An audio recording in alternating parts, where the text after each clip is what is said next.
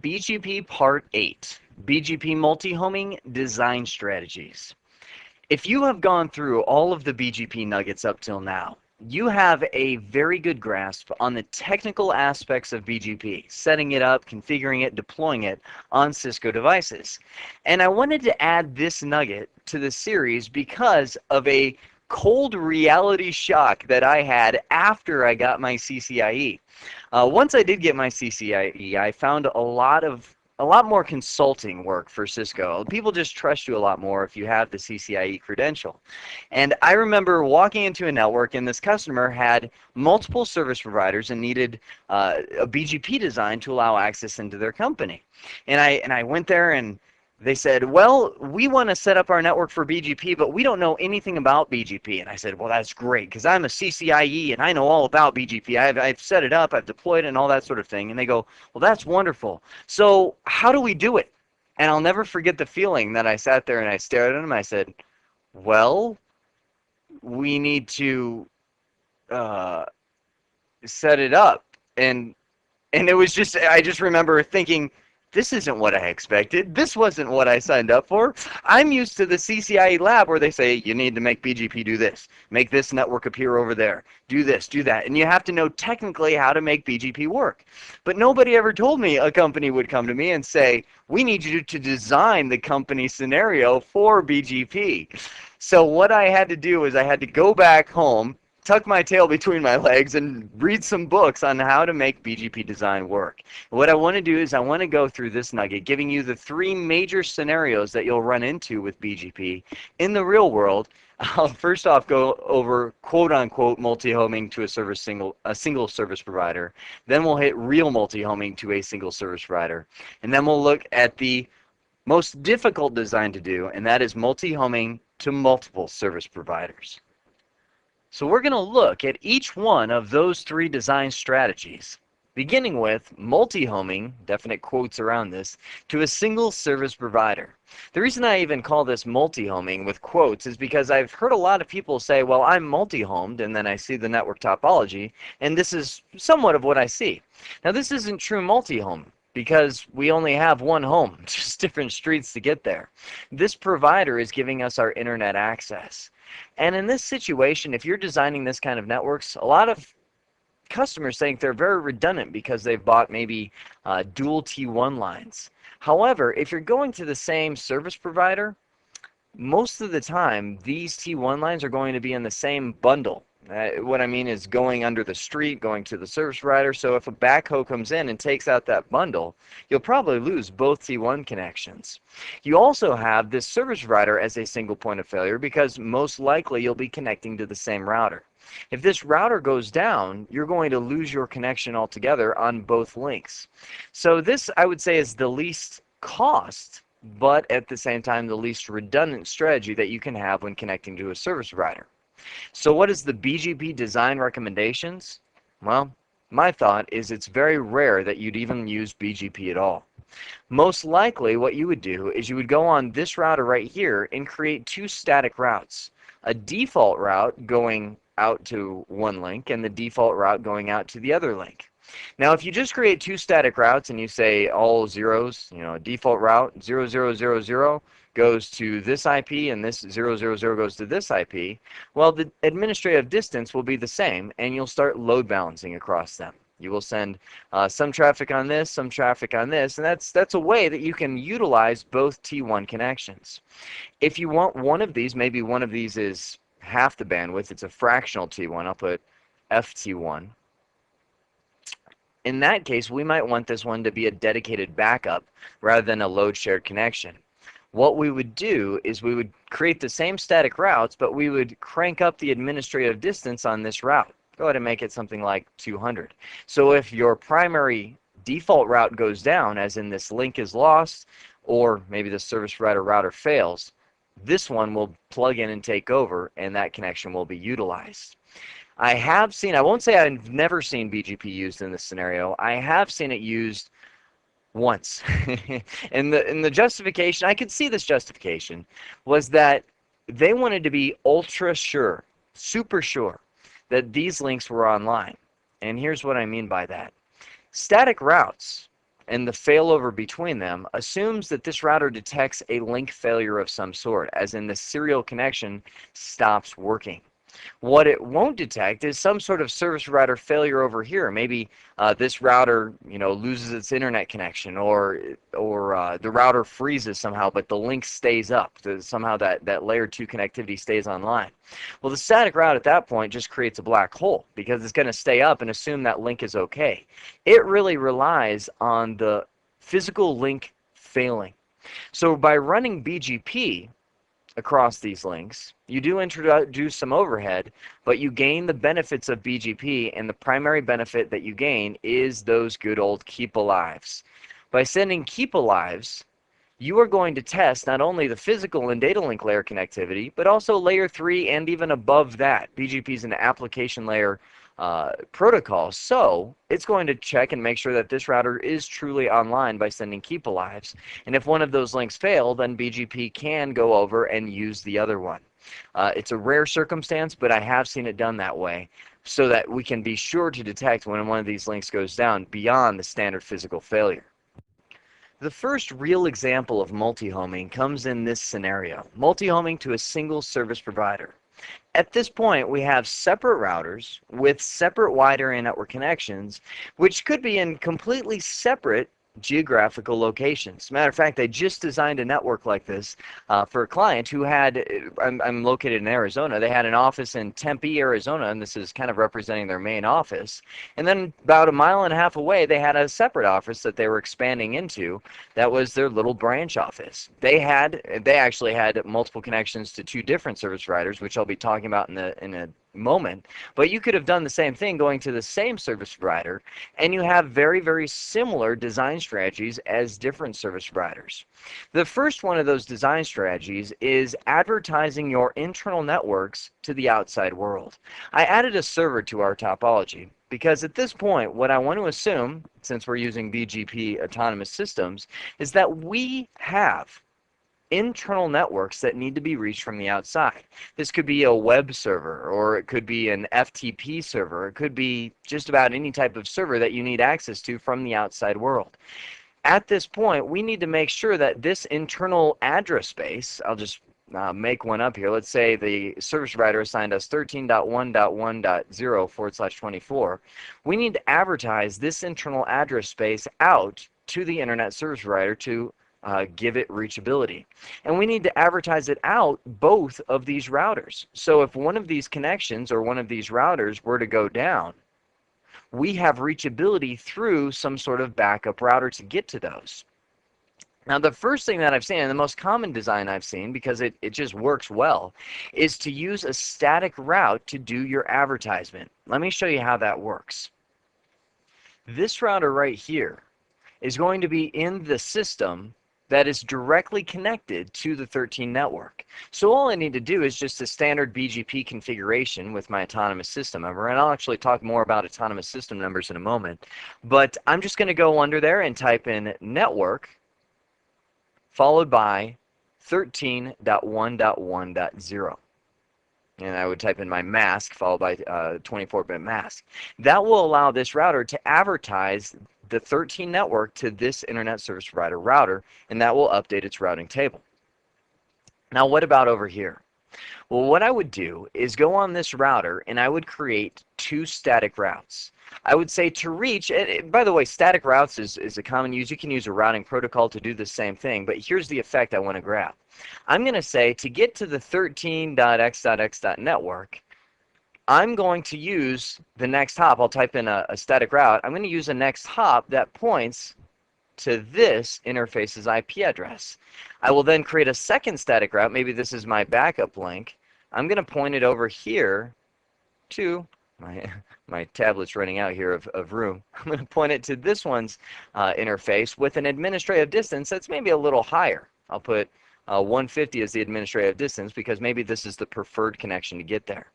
So I've created 2 static routes to get to this network over here, and then what I will do is I will include the 13 network using this same command, little checkbox right here. Using that same command, I will include the 13 network in this BGP route advertisements. So this router will end up getting that BGP route advertisement. Now I'm going to tweak those attributes a little bit, just like we covered in the attributes part 1. I'm probably going to say, well, this is the backup connection because maybe this is coming in through a branch office. I want to add autonomous system numbers to the path, increment the AS path. That's the most common way that I've done it, to add autonomous systems to make this side look less desirable to the service provider than this side does. And at that point, this will be the preferred route. Now, here's how it's all going to work. First off, if this router loses, we'll say this WAN link and this WAN link, what's going to happen? Well, it has these static routes, and the next hop for those static routes will end up becoming unreachable.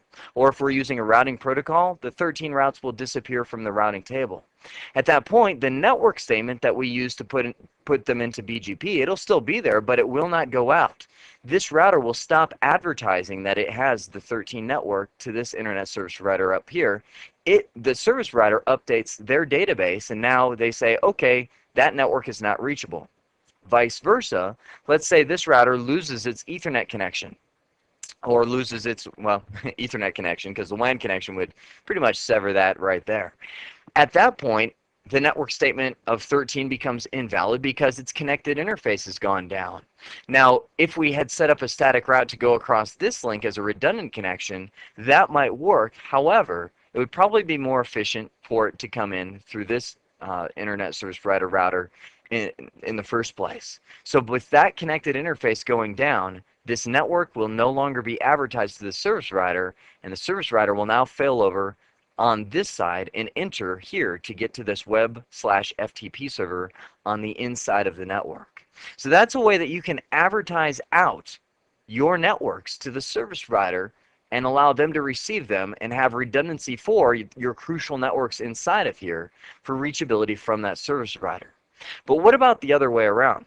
What if I wanted to implement load balancing for outgoing connections? You know, we have, some users over here, some users over here. Maybe this WAN link, I've seen people use wireless connectivity. For example, that office I just set up, they had wireless connectivity since it was only 1.5 miles away.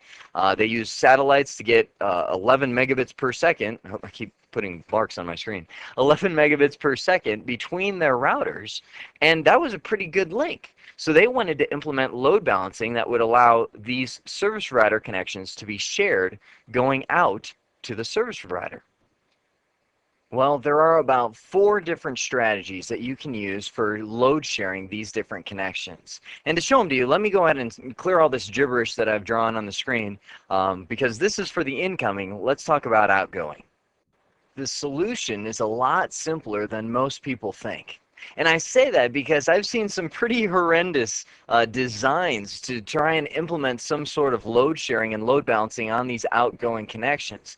For example, the most common thing I've seen done is that you have your different gateways, right? Your different IP addresses that all your clients. You might have 100 clients over here and 100 clients over here.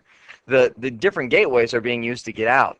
What I've seen people start doing is they will start manually changing the default gateway on the DHCP scopes. So they'll try and manually do it in the sense that half of their clients will end up going out one gateway and half of them will end up going out the other. And it just gets, anytime you do something like that, it just gets pretty ugly pretty quick because there's no real magic behind it. Nothing is automated. It's all manual and up to the administrator to set what default gateway all the clients are using. The nice, simple way to implement load balancing is just to allow your internal routing protocols to do the magic themselves. We have these routers, and they're pointed going outbound, and they have a default route. Now, I say default route because it's very rare that we would need to get the entire internet routing table on these routers. I mean, what use would they really have for that? I mean, the most they would probably get is a few routes of maybe a branch office they're trying to find an efficient route to. However, we would normally have just a default route saying, for anything you don't know about, send it to the internet service provider. What we can then do is redistribute that default route into the interior gateway routing protocol, whether it's RIP whether it's OSPF using a default information originate, whether it's EIGRP having to do a redistribute static and just filtering it out for this static route. There's many ways to get a default route into your interior routing protocol.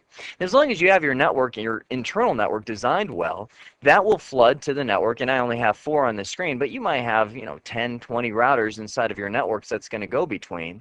And what will happen is the routers will choose the most efficient route out of the network, and that will automatically implement load balancing because, excuse me, the routers over here will have this default route that they're sending to all of the routers on this side that says, hey, I'm the most efficient route out. You don't want to cross that 11 meg link or this T1 line over here. There's no reason to do that. Just use me as the default route out.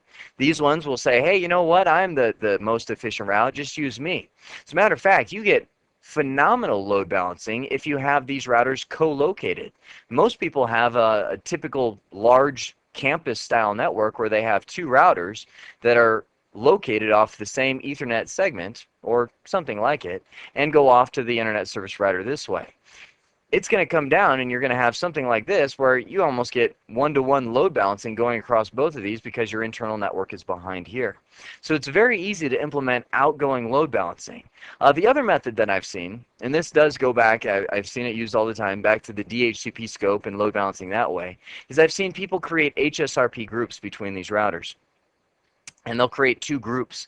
So they'll have 2 phantom router IP addresses that are coming into the internal network. They'll try and manually point half of the clients to go out one phantom IP address and the other half to go to the other, and give the clients 2 default gateways for redundancy purposes, just in case one of these routers were to go down.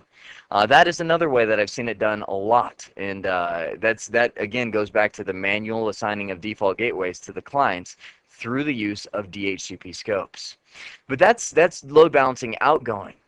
Is it possible to load balance incoming? There's a question for you. I mean, we have this 13 network that we said was over here. This 24-bit subnet that we created over here. Is it possible to load balance incoming connections? Because we just appended the AS path to make one look less preferable than the other. That's a great primary backup scenario. But what if we wanted to utilize the bandwidth on both of these links? Well, there's 4 major ways that you can implement load balancing on incoming connections. The first way is to get out our old subnet calculator. Who needs a calculator? We can do it in our heads by now. And subdividing the range that the service provider gave us. Let me draw it back up here. We had the 13, I think it was something like .1.1.0/24. What we can do is we can subnet that. I could go ahead and say, well, let's do a 13.1.1.0/25. Oh, I put 4, but I meant 25-bit subnet mask, which would end up giving us the ranges 13.1.1.0 through 127, and then 13.1.1.128 through 255. Those are the 2 ranges we would end up with this mask. I could then advertise one of those ranges out to the service provider on this link, and I could tweak my BGP advertisements to say I want to advertise just this first range out to this router, and then I'll advertise just the second range out to this router. Now again, redundancy would have to be taken into play in the sense that we would only advertise the second range out this router if the first one was down and so on. So you have to definitely plan for redundancy. But by doing this, what it will allow you to do is have half of the IP address accessed through one of the service providers and thus one of your links, and the other half accessed through the other service provider router and the other one of your links. Okay, so both of your links are then getting utilized, and that most of the time, if you have this big of a subnet, you are going to have multiple devices that are accessed from the outside. Now you can subdivide even smaller subnets. I mean, maybe you have a 27-bit subnet mask on a range that was given to you by a service provider because you only have a few devices. Well, you can still subdivide and allocate the addresses to your servers as necessary to kind of distribute the load between the different devices and then distribute the load between the different wide area network links. That's the first major way to load balance your incoming connections. The second method is a little bit easier in the sense that it falls on the hands of the service providers to do it. What you can do is enable BGP multipath support. And this is something the service provider has to do on their end. Because if they have paths into an autonomous system that are exactly equal or are equal enough to enable load balancing between, they can do it. As a matter of fact, let me show you. You can turn on, just like nearly every routing protocol that's out there, I can go into router BGP, and I've got a router in 7500, and I can type in maximum paths followed by the number of paths that I want to load balance across. And if I want to enable load balancing for iBGP, we can do that as well. However, this comes into play by default. The maximum paths is set to 1. So regardless how equal these links are, the router will be forced to only put one link into the routing table. In this case, you could get with your service provider and tell them, hey, could you do me a favor and tweak the maximum paths to 2 on your router so that you could have 2 or 3 or 4 different links that you can load balance across going into my system. The benefit of that is, number one, you don't have to subnet the range that they've given you and split it and have the multiple advertisements. And again, that's not going to be really equal load balancing at that point either. And the second benefit is just that you get a little more equal load balancing because it's going to see these links as equal paths, and it's going to start load balancing almost in a one-to-one style format. One conversation on this link for every one that you have on this link, and that gives you a truer load balancing feel coming into your network.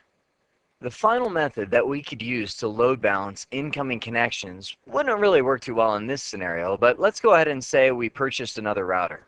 Oh, there it is. We flew it in and landed it right in the middle of our network. It's a core router. If we had this sort of configuration, which a lot of campus style setups do, what we would have and what we could do is make this router right here, this core router, the BGP peer. And I'll give it the IP address, just some easy to remember IP address, 3333.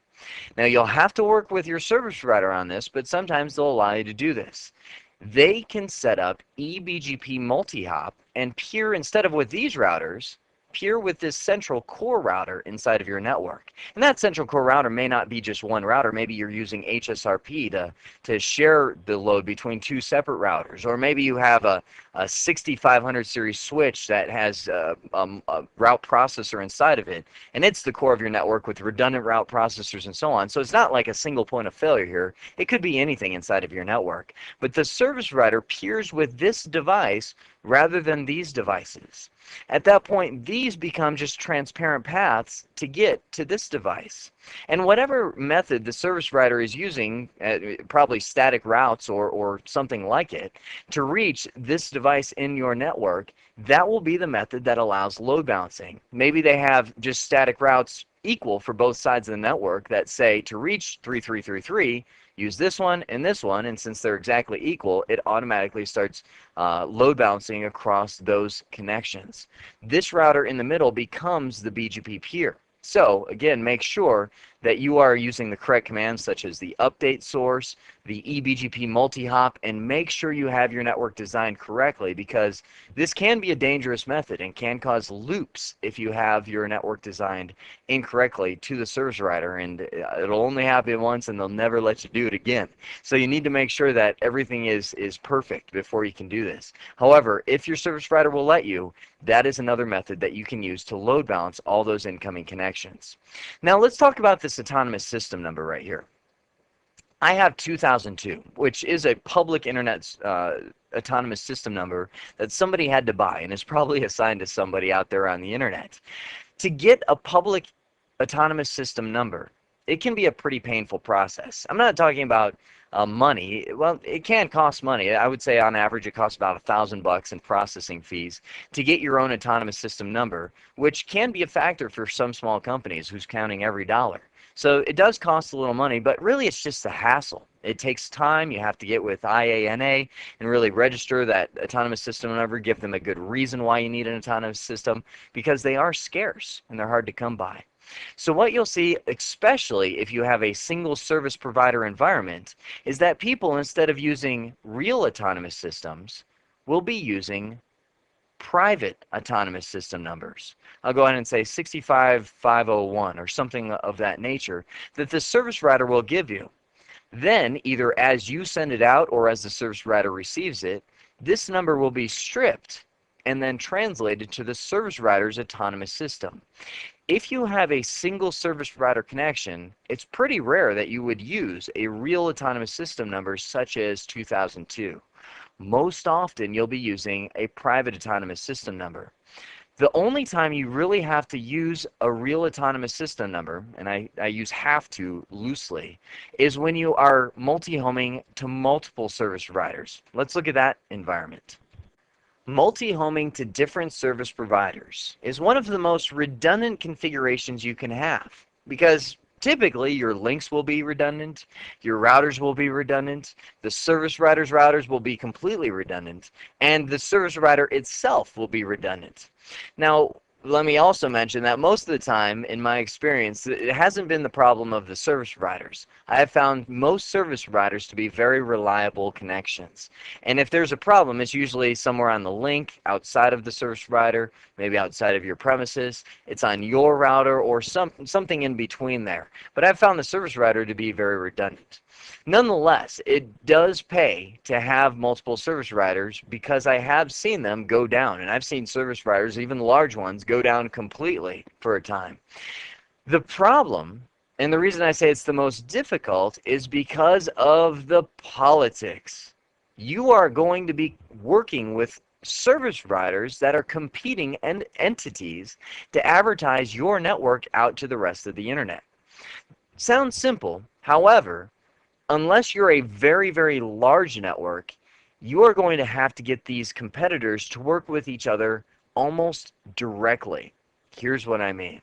Let's say, now I kind of wiped out our server, but let's say we had that server here again, and we had that 13.0.1.0/24. Now this address space can be one of two things. It can be a provider assigned address space, meaning one of these service providers gave that to you from their pool of addresses that they've purchased for their organization, and you're kind of using it on loan from that service provider. Or it can be a provider independent address space, which means you went directly to the IANA, the people that manage all the IP addresses on the internet, and you said, I need an IP address range for my organization. Now, unless you are a very, very large organization, most of the time that won't happen. The reason I say that is I think currently we're at the fact that they will not assign anything less than a /21-bit mask to a private agency, to a private company, or a public company, because otherwise it just starts getting too small to manage. So only a very large organization would be able to purchase a /21 subnet mask and use an entire class of addresses, and most of the time that's going to be service providers. So most of the time we will be using, in our organization, provider assigned address spaces. One of these service providers gave us this range. Okay, there's the story. That's the IP addresses that we have. Now here's the problem. One of these service providers, and I'll pick two names, not to give any plugs or anything like that, but just two names of service providers. I'll use Sprint and AT&T. Two service providers that we are linking up to in this organization. Let's say Sprint gave us this 13 range, gave us 13.0.1.0. We now have to convince AT&T to advertise a Sprint range out of their network to the internet in order for this to be fully redundant. That way, if this link went down and we lost our connection to Sprint, AT&T would still pick up the slack and keep advertising that network to the rest of the internet, so people could be using AT&T to get into our network and reach our internal range. Now, it's not as hopeless as it sounds. I've made it sound kind of hopeless, but these competitors are typically used to working with each other in this kind of scenario. This happens all the time. Most of the time, it's just one of those things where you have to get one of them to bend, one of them to coordinate, and most of the time I've seen it in writing. These service providers will say, when you sign up, hey, we will do this for you. We will allow you to use other address ranges and advertise it through us. Where it really comes in and becomes a hassle is right here, this autonomous system number. Most of the time, if you are going to have redundant service provider connections, you will get a real public autonomous system number. And that means dealing with government, dealing with the IANA, and getting one of those assigned to yourself. Now, there is ways that you can use private autonomous system numbers with these differing service providers. The first way is that you can get them to agree on a private autonomous system number between them. Maybe both of them will agree that you use autonomous system 65501, just picking a private autonomous system number. And at that point, both of them will see you as that, and both of them will strip that for you as it goes out to the internet. If they do not agree, as in maybe they don't have an autonomous system, a private autonomous system, that they can assign you from both organizations, it becomes a hassle, but you can set it up and use a system called autonomous system translations. Here's how it works. As a matter of fact, let me go ahead and clear off this screen so I can have a clean slate. There we go. Let's say that this service provider over here on the left decided to give us autonomous system 65501. This service provider could not accommodate, and they gave us 65502. Well, what we could do is in our network, we could choose one of those private autonomous systems, and we could say, well, I want to use this one. And truth be told, we don't have to use any of them at all. We could come up with our own private autonomous system, but again, it causes just more headaches. So typically pick one that one of the service provider gives you and configure your entire system. This would become 65501 as the autonomous system that we're configuring. Everybody is using that number. Now here's the command that you would use. On each one of these routers, and as a matter of fact, you don't really need to do it on the router that's connecting to the service provider whose autonomous system that you're using, but on the other router, we'll say this router connecting to this ISP, we would go, and let me type out the command, it's a little bit longer, we would type in neighbor followed by BGP autonomous system 2001's IP address. I'll put x@x@x@x. That'll be the IP address of this router up here.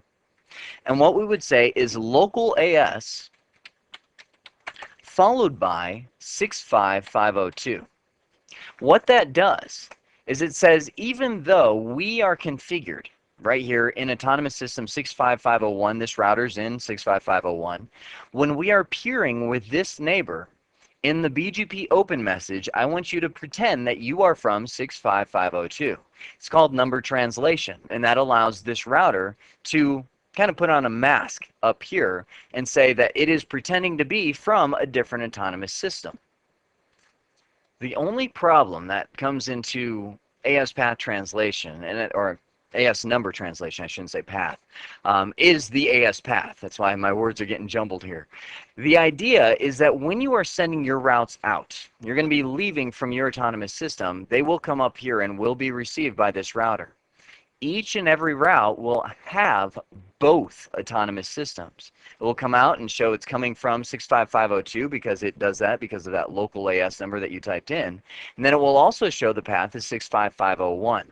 What that means is this ISP must change their incoming filter to catch both of those autonomous systems and remove the private AS numbers for both of them and replace it with its real autonomous system. Some internet service providers may not do that. They may refuse to change their incoming filters, and more power to them. That's their company. They get to choose what they can and will allow and what they won't.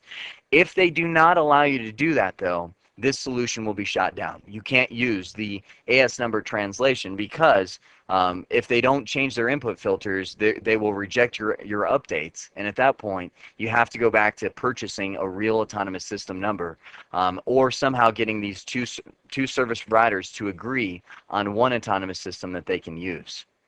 The final consideration, and most painful one, with multi-homing to different service providers is load sharing and redundancy.